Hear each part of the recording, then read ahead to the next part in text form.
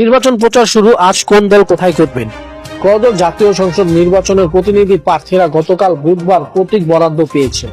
আজ বৃহস্পতিবার শুরু হলো নির্বাচনী প্রচার। এর মধ্যে দিয়ে মূলত মাঠে গড়াচ্ছে সংসদ নির্বাচন। নির্বাচনী আইন অনুযায়ী প্রচার চালানো যাবে আগামী 10 ফেব্রুয়ারি সকাল 7:30টা পর্যন্ত। 12 ফেব্রুয়ারি সকাল 7:30টা থেকে বিকেল 4:30টা পর্যন্ত চলবে ভোট গ্রহণ। জুলাই জাতীয় সনদ বাস্তবায়নে গণভোট হবে একই দিনে। রাজনৈতিক দলগুলো আজ থেকে আনুষ্ঠানিকভাবে নির্বাচনী প্রচার শুরু করতে যাচ্ছে। আজ সকাল সিলেটে আলিয়া মাদ্রাসা মাঠে নির্বাচনী সমাবেশ মাধ্যমে সংসদ নির্বাচনে আনুষ্ঠানিক প্রচার শুরু করবে বিএনপি।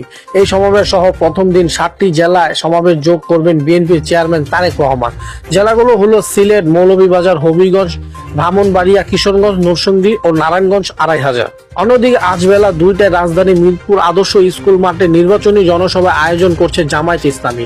দলটি আমির শফিকুর রহমান সহ 10 দলীয় জোটের নেতা এতে উপস্থিত থাকবেন বলে জানিয়েছেন জামায়াত ইসলামী।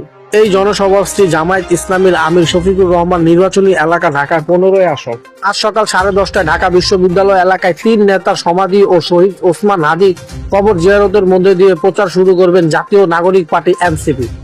জিয়ারতের শেষে প্রচার কর্মসূচি 3 নেতার সমাধি থেকে জাতীয় প্রেস ক্লাব পর্যন্ত যাবে।